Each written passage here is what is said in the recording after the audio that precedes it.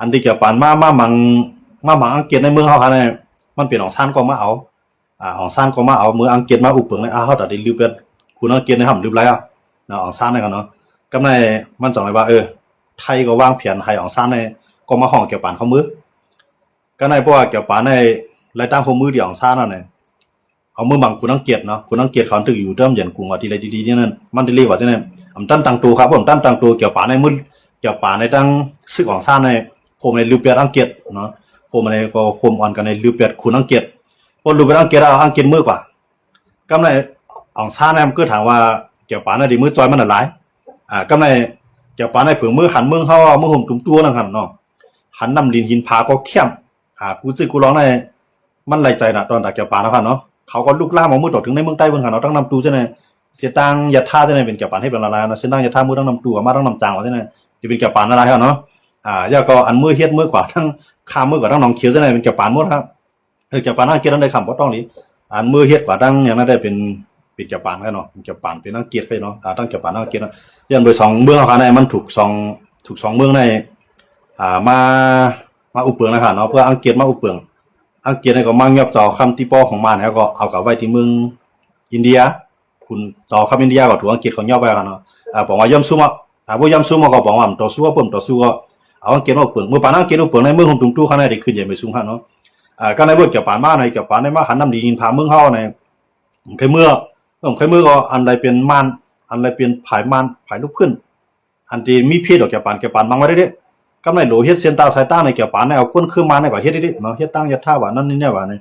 เกี่ยวปานในได้ก็ในออกซ่าเนาะก็เอามาในปลายโตก็ญาเสือเนาะปลายโตก็ญาปลายซื้อก็ญามีเนาะปลายซื้อก็ญามีก็ถามว่าเอาเกี่ยวปานมาลือเป็ดคุณนั่งเกล้าออกซ่าในได้นางวันกินมื้อได้นั่งเนาะกำนึงซื้อมาเกี่ยวปานในมามังเป็ดอย่างไรมามังเป็ดก้นเมืองมาในนำย่างหนาครับเนาะป้าทั้งก้นเมืองเต้าขามังสุนก็ได้เนี้ยกินต้องก็ในเบื้องนั้นเนี่ย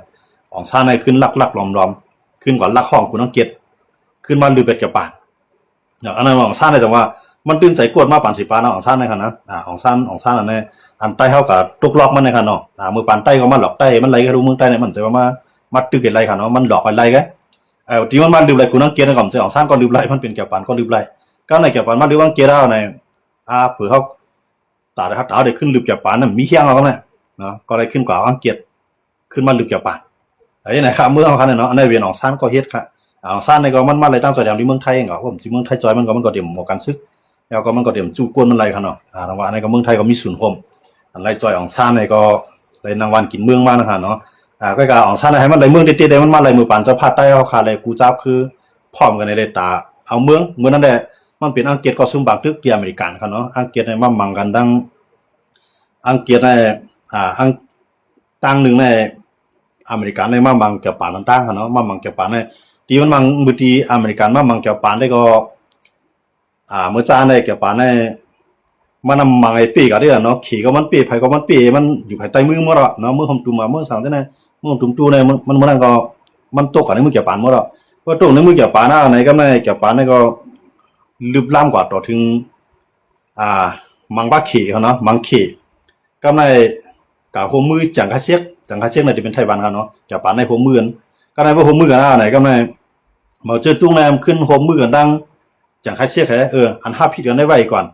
มือเดินในเกี่ยวปานมาในห้าตัดดีลิบเกี่ยวปานในพวกห้ามโฮมือเนี่ยปีแล้วก็ในขามขึ้นหลักโฮมือกันเนาะจังคาเช็กในก็วางแผนให้เกี่ยวปานในมาอยู่ในมาตั้งตับซึกตีในมาตั้งตับตีในคือเขามาตั้งตับตีในไต้หวันเขาใช่ไหมครับเนาะก็ในเพื่อนนั่นในเกี่ยวปานไต้หวันในก็หลอกมานะครับแม่เนาะหลอกเกี่ยวปานในมาก็ในก็หลอกเกี่ยวปานในมาเนี่ยอันเป็นขี่ทั้งสองฝ่ายเนาะขี่ไต้หวันในขี่ของขี่ปักกิ่งในขึ้นโฮมมือกันขึ้นมังเกี่ยวปานเนาะพวกมังเกี่ยวปานเกี่ยวปานตั้งตั้งตัวครับในพวกเกี่ยวปานตั้งตั้งตัวเกี่ยวปานก็ถอยขึ้นตั้งลักขึ้นมังขึ้นครับมังขึ้นเหมือนนั้นในขี่ในไปปีเกี่ยวปานได้นำไปปีเกี่ยวปานอันมาปีเกี่ยวปานในเป็นนักเกียรติเนาะก็ในไต้หวันก็ขี่ว่ามันหักหลังเกี่ยวปานว่ามันหักหลังเกี่ยวปานก็ได้มังว่ามันก็ในขี่ก็เกี่ยวปานในรถเต็มที่ว่าเป็นขี่นั่นแหละขี่มาจุดตุ้งมาสองที่ไหนกันนะเกี่ยวปานในมังเต็มที่ว่านะเขาจะนำลูกไล่ไปกับต่อสู้ต่อหนึ่งของลูกไล่ก็ในเรื่องเลยมันมีคือของอเมริกันเขาเนาะอเมริกันในมาตั้งตับคือไว้ก็ในเรื่องเลยเกี่ยวปานในห้ามความมังใส่คืออเมริกัน เนาะกับมังใส่เพื่ออเมริกันเซอเมริกันเนี่ยมันตั้งตัวเนาะตัวโน้ตทำถึงมาลาเราถึงมือเร็วขนาดตัวโน้ตทำในมามือท่าคายสีกับทบมันนะครับนะมือนั้นในท่าคายสีว่าคือหลานในท่าคายสีแล้วว่าอันสู้กับมังอีหลานในแห้งเลยสุ่มลาเท่าไหร่เขาเป็นวิลีกันอันนั้นท่าคายสีทำดีตัวโน้ตทำกันเนาะก็ในตัวโน้ตทำมันขึ้นเย่าหลอกหยอกเกี่ยวปานว่ามือสูมามังเขาตีปังหลายในปังหลายในเขาของพ่อต้องซื้อเขาเนาะกอกก้มนะครับดีเลยกับมือคำพ่อต้องตีดีนะก็ในเกี่ยวปานในก็กับมัง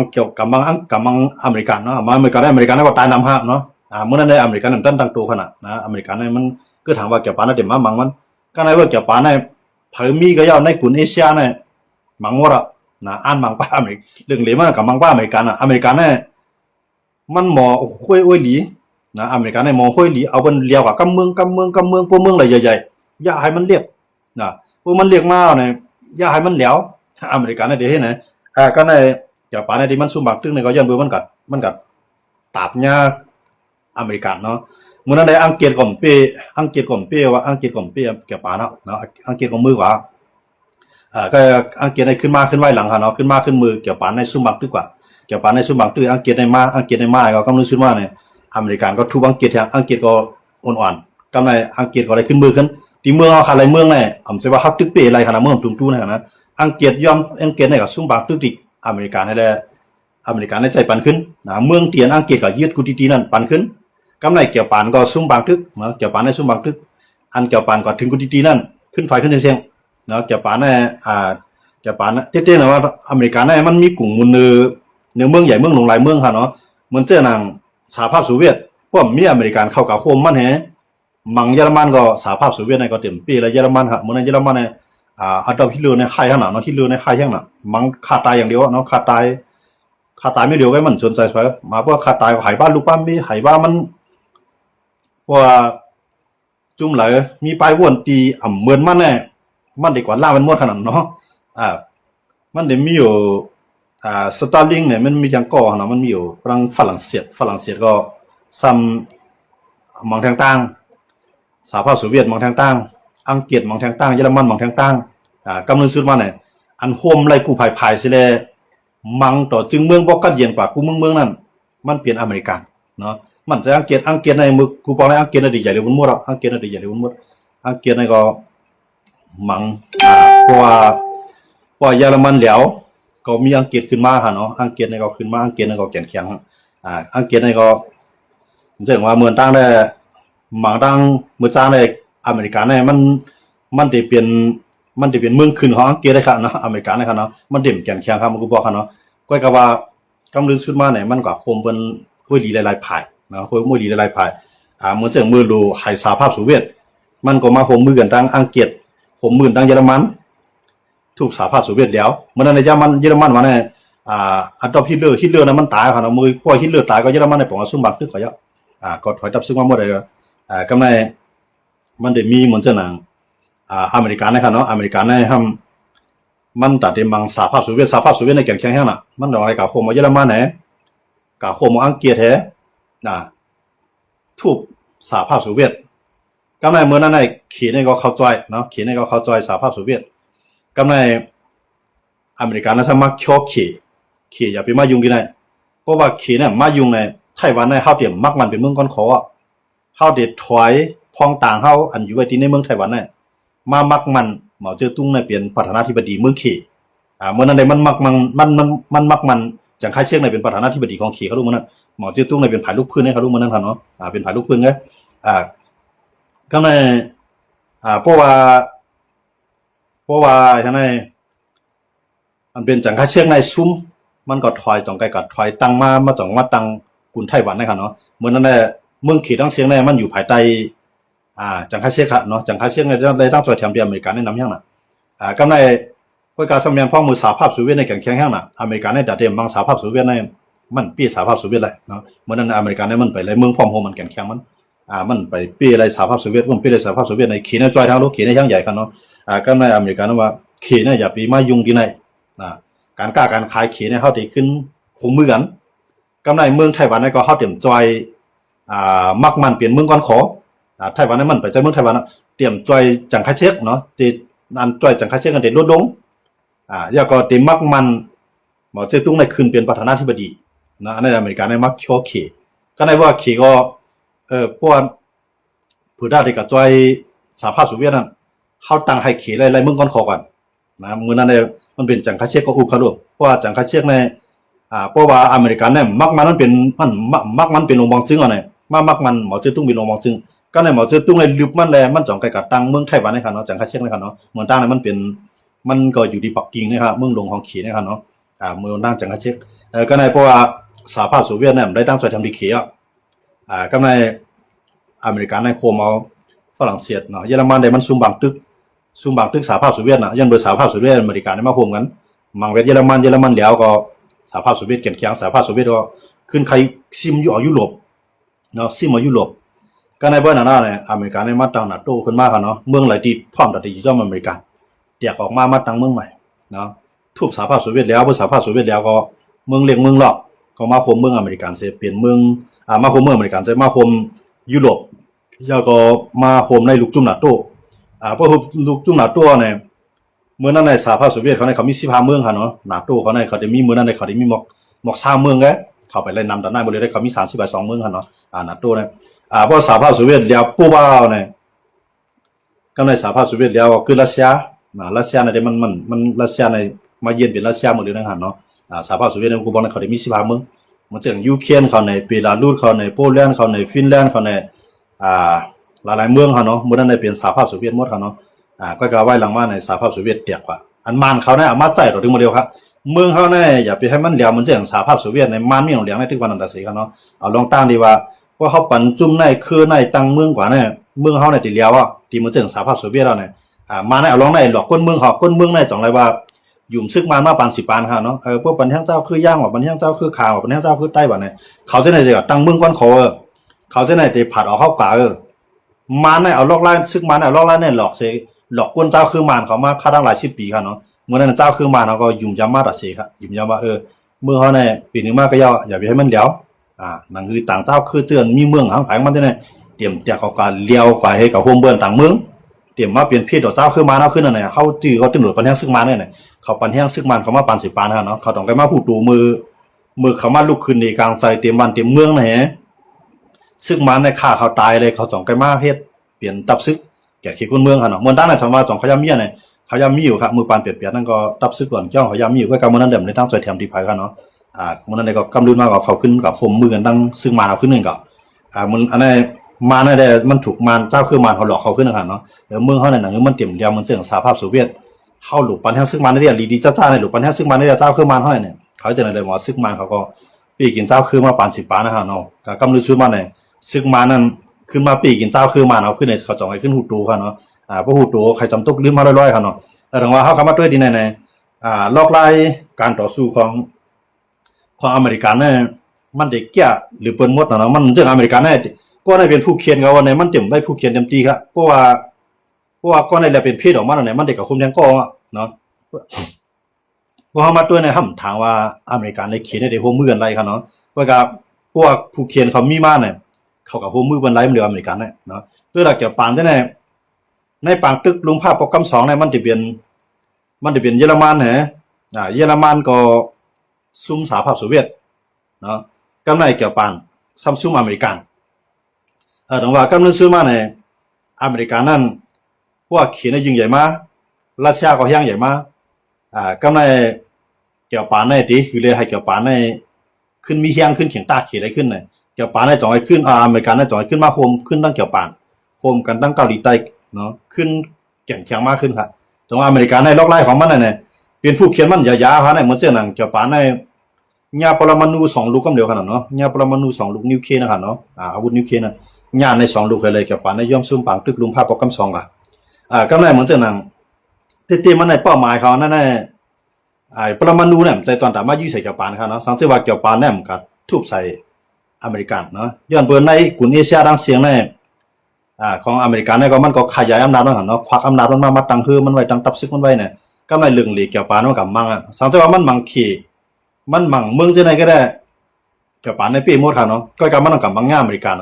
นเพื่อมังง่าอเมริกันเนี่ยเข้าดีอยู่เลยให้เกี่ยวปานในขึ้นอ่อนๆขึ้นเอาว่าก็ในเรื่องเลยในเมืองเยอรมันในมันเจ๋งว่า อันดับฮิตเลอร์นะฮิตเลอร์เนี่ยมันใครอย่างนั้นไล่ก็ข่าวเจ้ายูเนี่ยใครว่าเป็นคนในเมืองเยอรมันก็ยาวค่ะเนาะเพราะว่ามันรัดความเยอรมันปีเนี่ยมันพันตายไปได้เดียวนะมันยืดตายไปได้เดียวอันตรฮิตเลอร์เนี่ยมันใครอย่างนั้นก็ในเห็นนะเนี่ยกำในคิงสตาร์ลิงอะเขียนในข่าวลืมจริงอันเป็นก็อันเฮ็ดดีกว่าถึงเมืองอเมริกันในขณะมันเป็นเจ้ายูก็กำมันอยู่ในเมืองเยอรมันให้อเมริกันในเฮ็ดนิวเคลียร์อะไรไว้เฮ็ดปรมาณูไว้พวกอะไรไว้ต่างคือลีดนั่นแต่ได้หักษาเจ้าคือยูไว้มันก็อยากลักเฮ็ดดีกว่ากับถึงอเมริกันเพราะถึงอเมริกันแล้วเนี่ยมันก็ลักของเมืองฮะเนาะคิงนั่นเนี่ยมันเป็นกวนที่แข็งที่สุดในกำผาเนาะคิงในกำผาเนี่ยมันได้เปลี่ยนในมันนึงแต่ได้เคลียร์ออกมานั่นนะก็ในว่ามันส่งมันส่งดีกว่าเนี่ยอเมริกันเนี่ยก็ส่งตัวแทนมาหับมันกว่ามาหับเอาผมรวมมันนะเนาะมันก็ลักของเมืองเยอรมันกว่าก็ในอเมริกาพวกเฮ็ดอะไรนิวเคลียร์เนี่ยเป้าหมายมันได้อันมาปล่อยใส่นะสังว่าฮิตเลอร์น่ะย่อมซุ่มปังตึกย่อมซุ่มปังตึกลุมผ้าย่อมซุ่มสหภาพโซเวียตนะครับเนาะฮิตเลอร์ได้ก็ได้ยากกินเมืองเยอรมันน่ะที่ก็ได้ยากกินนิวเคลียร์ก็ในมันนำเมียนพ้องที่ว่าฮิตเลอร์ซ้ำกับซุ่มปังตึกเกี่ยวปานซ้ำตึกแก่นแข็งก็ในอเมริกันน่ะก็แถมทีเดียวปรมาณูเฮ็ดยาวเนี่ยก็จ้ามใส่ที่เยอรมันน่ะจ้ามเอายุกมา2ลูกมาปล่อยใส่เมืองแก่ปานเนาะก็ในเฮ็ดได้ตั้งยุโรปเยอรมันซุ่มเอเชียแก่ปานซุ่มเพื่อนน่ะเนี่ยอเมริกันเนี่ยจ่องใกล้คืนมาเปลี่ยนใหม่ๆนึงนะตั้งตีนั่นมาต่อถึงมันบ่ได้เนี่ยแก่ปานเนี่ยเปลี่ยนใหม่ๆนึงตัวแก่ปานเนี่ยแต่มันได้เปลี่ยนใหม่นึงเลยเนี่ยมันยำยาเปิ้นปีกินมาหาเหมือนตั้งของอังกฤษในปีกินมันเปลี่ยนเมืองขึ้นของอังกฤษก็เหมือนตั้งเมืองอเมริกันเนี่ยเปลี่ยนเมืองขึ้นของอังกฤษตรงนั้นว่ากูว่าในอเมริกันในรัฐความเนี่ยมันได้รัฐความอังกฤษได้ขนาดนะมันดีกว่ากันนี้ดีแค่ความอังกฤษได้ความอเมริกันนั่นดีกว่ากันนี้ดีเสียงมันดีเหมือนเสียงใต้หลวงใต้เหนือเข้าเนี่ยมันดีกว่ากันเสียงเลยนะครับเนาะ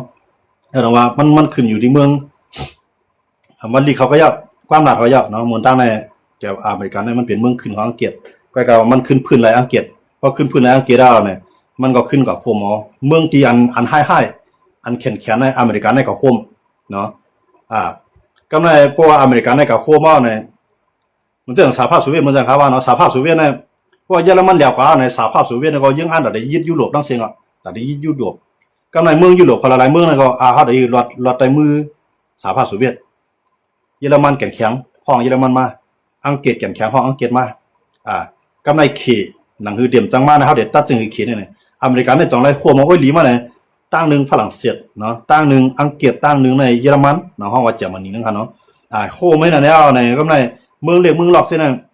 เมื่อจ้าเนี่ยมันอยู่ภายใต้สหภาพโซเวียตหมดครับลูกเป็นเมืองของมันก็ในพวกอเมริกันเนี่ยก็หายไปสหภาพโซเวียตแตกเอาเนี่ยเป็นคลื่นอะไรคลื่นหนึ่งหลายๆคลื่นนั่นมันเช่นนั่นโปแลนด์ในฟินแลนด์ในสวีเดนในหลายๆเมืองค่ะเนาะเดี๋ยวคำต้องจริงก็มีตั้งนำมันเช่นว่ายูเครนเขาในเบลารุสเขาในอันก่อนอยู่ซ้ำรัสเซียในมันเดี๋ยวมีเหมือนเช่นนั่นคิวบาเขาในเบลารุสเขาในยูเครนเขาในอันนั้นเดี๋ยวเป็นสมาสหภาพโซเวียตแตกเอาในเขาจะในตัวเฮ็ดก็รัสเซียอยู่ค่ะเนาะก็ไว้หลังมาในมันคือปีละรุ่นเลยคิวบาเขาหลายๆเมืองทำไมมันเจอยูเครนในออกมาอยู่จอมยุโรปเนาะว่าเซเลนสกี้ขึ้นมาก็มาอยู่จอมยุโรปเห็นอะไรว่ามาอยู่จอมยุโรปว่าใครเข้านาโต้ฮะเนาะดังว่าพวกสหภาพโซเวียตกลปังเอาเนี่ยตั้งพวกสหภาพโซเวียตกลปังเยอรมันอังกฤษฝรั่งเศสอเมริกันเขามาคุมในก่อตั้งนาโต้เมื่อก่อตั้งนาโต้ปุ๊บเนี่ยก็ในเมื่อเขาก่อตั้งนาโต้นั่นแหละเขาต้อนตาตีมังสหภาพโซเวียตแล้วเขามีข้อโต้ลงแล้วเพื่อสหภาพโซเวียตในเดี๋ยวเขาก็สหภาพนาโต้ในเขาก็ตียาอันนี้เขาหลอกรัสเซียไว้ขนาดเนาะก็ในเขาเนี่ยมันยาเพราะว่ามันถึงมีรัสเซียมันตึกแข็งเพราะว่านาโต้เขาเนี่ยมันคุมกันเลยในรัสเซียเดี๋ยวมังเขา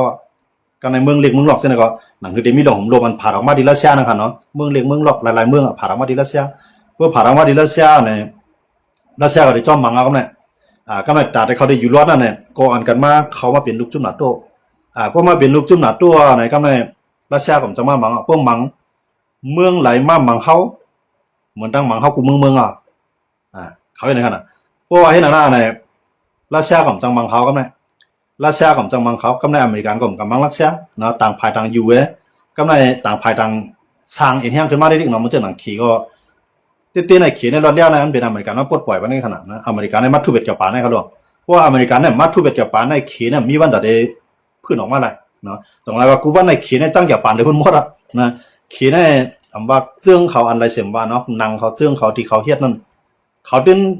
เฮ็ดเกี่ยวกับเป็นคนไทยคนเมืองราศีครับเนาะขี่ในคณะเขาจ้างน่ะก็ในเหมือนเจ้านางเกาหลีเหนือเขาจะไหนเขาจ้างเกี่ยวกับน่ะย่อมเมืองไหนย่อมเมืองเกี่ยวกับในกวนคือเกาหลีในกลุ่มอาเซียเซียครับ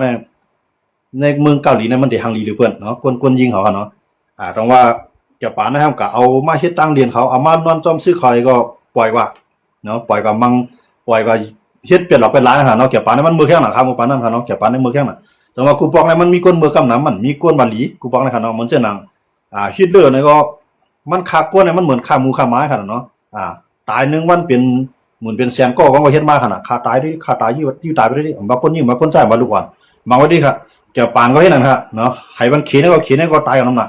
กำไรกับมันเจ้านั้นเกาหลีใต้เกาหลีเหนือได้เข้าไปเปลี่ยนอันเข้าไปแจกกันมื้อนั้นเนาะที่เป็นอันเลี้ยงเด้เขาก็ยากกินเนาะ2ฝ่ายเนาะยากกินยาของมื้อนั้นน่ะเขาก็ตกเป็นเมืองคืนของเกี่ยวปานเนาะแต่ว่าวันมื้อนั้นน่ะเกาหลีเหนือก็จังเกี่ยวปานน่ะเนาะขี่ก็จังเกี่ยวปานน่ะอันจังเกี่ยวปานนั่นมันได้มีมานก็ติเตในมานก็จังเกี่ยวปานเพราะในเจื้องเขาได้เขาได้เฮ็ดเกี่ยวปานเป็นคนหาได้มานได้ก็น่ะย้อนว่าเนี่ยอันมาเกี่ยวปานเข้าเมืองในมันเป็นของชาติในขนาดนะอันมาเกี่ยวปานเข้าเมืองในติเตในไทยก็ฮู้น่ะพวกมื้อเดี๋ยวนี้เกี่ยวปานในมันเป็นมันของว่าล้านน่ะนิคมเนาะลูกหลานของเมืองเปิ้นน่ะเพราะลูกหลานเมืองเปิ้นนั่นน่ะถูมีคู่ของสังกะยะสุดเรียมาปันเฮาเฮาหลูเฮ็ดเส้นตั้งกว่าที่เลยเฮาเดียวกวนสู่ในก็เฮ็ดตรงว่าเกี่ยวปานน่ะเขาเฮ็ดตั้งอะไรกุฏิย้อนบ่เขายอบกวนในเฮ็ดได้ขนาดนะเปลี่ยนได้ก็ยิตายนะเกี่ยวปานในให้น่ะมื้อนั้นเมือกันเนาะตั้งให้ทั้งเมือค่ะเกี่ยวปานในมื้อนั้นนะกำไรมีเผามันลงอะไรมีเผามันตัดได้มาโคมในบางเว้นมันน่ะเห็นบ่ตั้งสตาลิงเนาะในสตาลิงเนี่ยอัตอล์ฟฮิตเลอร์เนี่ยเป็นผู้นำสูงสุดของเยอรมันกำไรเกี่ยวปานกำไรขาเหม็นได้โกนนะลูกโกนนะเฮาว่าเนาะตั้งยุโรปในเมื่อก็เอาแหละตั้งเอเชียในก็ดีก็เอาในกัมผาในถ้าได้เป็นอันใหญ่เลยบนหมดอ่ะเนี่ยขา2ก้อนในป้องกันฮะกำไรอัตอล์ฟฮิตเลอร์ก็มังเต็มที่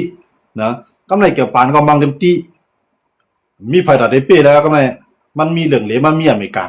นในปอมาที่อเมริกันปอมาในก็ได้สั่งก็ย้อนเบอร์นะอังกฤษในมันยาอเมริกันในพื้นมันไปละอังกฤษในถอยอ่ะเนาะหลายๆเมืองจื้อเมืองเจ้านางมันได้มีในยุโรปในหลายเมืองค่ะเนาะเขายิงมันในค่ะเนาะมันได้มีหลายๆเมืองก็ว่าที่เหลือนั้นอเมริกันกับปวดเป็นหมดค่ะเนาะกับปวดเป็นหมดเขากำลังมาก็มาโคมันก็ในเปิ้นน่ะในเกี่ยวปานในมันว่าในกลุ่มเอเชียในผู้ยาวกลุ่มเอเชียมันได้ก็จ่อยมันได้ก็จ่อยอัตอล์ฟฮิตเลอร์มันได้ก็จ่อยฮิตเลอร์พวกมันยาวดีในค่ะเนาะพวกมันยาวในกลุ่มเอเชียมันกุมกันในหมดมันได้ก็จ่อยทั้งบุญเพราะว่าเยอรมันยาวทั้งปุ่นก็มาจ่อยมันย้อนเฮ็ดเกี่ยวปานในกัมผาเนี่ยขาอ่านเป็นที่1ของกัมผาเนาะแต่อ่านเป็นปีเป็นน้องไต้โก้นี่ก็มีขาไงที่กุมกำลุงภาคว่าเนี่ยขายังอ่านโดนเนี่ยสังเกตว่าเกี่ยวปานในก็เฮ็ดผิดต่ออเมริกันนะอเมริกันก็ไปฮัดมาเฮ็ดสังเกี่ยวปานฮะเพื่อเฮ็ดเกี่ยวปานในอเมริกันก็มาตายนำหนักเนาะอเมริกันก็ไปฮัดเฮ็ดเกี่ยวปานมื้อนั้นก็ในเมื่อมันไปกระตุ้มตื้อมันในอเมริกันในเต็มเฮ็ดสังเกี่ยวปานครับเหมือนตั้งเนาะมันก็ที่อ่านอยู่กล้วยมันเกืองก็ในเผื่อว่าดีแน่ๆมันมีคือตับซื้อของอเมริกันมาตั้งไว้ในปังหลายนะครับเนาะกำไรเกี่ยวปานเนี่ยว่าอเมริกันได้เข้ามาในกลุ่มนี้เสียเข้าหลูกับปีกตั้งอเมริกันเกี่ยวปานเนี่ยจังเลยว่ากว่าลักมังอเมริกันเนาะเพราะลักมาอเมริกันได้ตอบขึ้นนะกำไรเพราะอเมริกันได้ตอบขึ้นก็ตาอเมริกันที่ปีเกี่ยวปานเนี่ยหยาบนะครับเนาะเกี่ยวปานเนี่ยมันแข็งแข็งน่ะเนาะเกี่ยวปานเนี่ยแข็งแข็งน่ะก็ในอเมริกันเนี่ยก็ฮู้ที่ครึ่งหลายๆครับนะมันจังเลยว่ามาไล่ปรมาณูอันเปลี่ยนเจ้ายูนั่นก็ปันฮะเฮียงเลยอเมริกันเนี่ยฮักยูล่ะฮักอิสราเอลล่ะจ่ออิสราเอลเต็มตีแล้วเนี่ยตีเฮ็ดให้อเมริกันเปลี่ยนไว้มา1ของกัมผาเนี่ยมันเปลี่ยนเจ้ายูหั่นน่ะนะคิงแน่ๆคำบ่ต้องจื้อกันเนาะโหฟูโหขอกโหฟูนั่นค่ะเนาะนั่นนะครับเรื่องจริงแล้วพี่น้องเขาต้องจริงเอาลาดไปนี่เขาดูเนาะพี่น้องเขาด้วยขันน้องเมืองเนี่ยที่ต้องจริงก้นๆในหั่นนะอันในคิงในแก่นะครับมันจังได๋ว่ามันมี2ก้อคั่นเนาะก้อนึงได้ลงมือเฮ็ดอันนั้นได้ออกเสือออกเสียงก็คือมันเป็นคนวางแผนในกัมผาในมันได้มีของว่านักวิทยาศาสตร์เนาะก้อนเฮ็ดกันเครื่องเคมีทั้งหลายเนี่ยมันเอามาในหมื่นก้ออันนี้ก็ในก็คักของบ่ต้องจริงเขาต้องนางต้องจริงกำไรคิงแดงก้อซะว่าผู้ลายเฮียนเนาะไอน์สไตน์นี่ก็ยินจมครับพี่น้องของเราไอน์สไตน์นะครับนะด้วยปุ่งกำปุ้งด้วยปุ่งตามก้นน้ำจืมใจกันนะไอน์สไตน์ในโหยุ่งไงเป็นก้นอำโปแต่งห้างแต่งตาสังขารเป็นสไตล์ของมันเนาะ ไอน์สไตน์เนี่ยผู้ว่าก็เนี่ยตั้งคิงแทงก้องคิงแทงก้องนะครับผมต้องจริงเลยก็มันเป็นก้นก็ของว่ารวบรวมนักวิทยาศาสตร์นะครับเนาะฮูบจูมานักวิทยาศาสตร์เนี่ยก้นเฮ็ดการเคมีทั้งหลายเนี่ยหมื่นก็ครับมันห่างแฮนมากครับเนาะเพราะมันห่างแฮนมาดีนะไหนก็เนี่ยคิดเนี่ยว่าเขามีแผนการได้เฮ็ดมาแล้วอันเป็นไอน์สไตน์เนี่ยเฮ็ดลีกส่งถึงประธานาธิบดีอเมริกาเพื่อส่งถึงอดีตประธานาธิบดีอเมริกาแล้วเนี่ยก็เนี่ยเขาก็เฮ็ดไรครับก็เนี่ยเนาะเฮ็ดไรครับพอเฮ็ดไรอเมริกันเฮ็ดไรอเมริกันเนี่ยมาจ้างอ่ะพวกมาจ้างเขาก็เนี่ยลงนิวเคลียร์ในแผ่นไพ่ก็สนใจมากก็เนี่ยรัสเซียเขาก็ไรกว่ารัสเซียไรเนี่ยรัสเซียเนี่ยไรกับก็เลยมันไม่พอ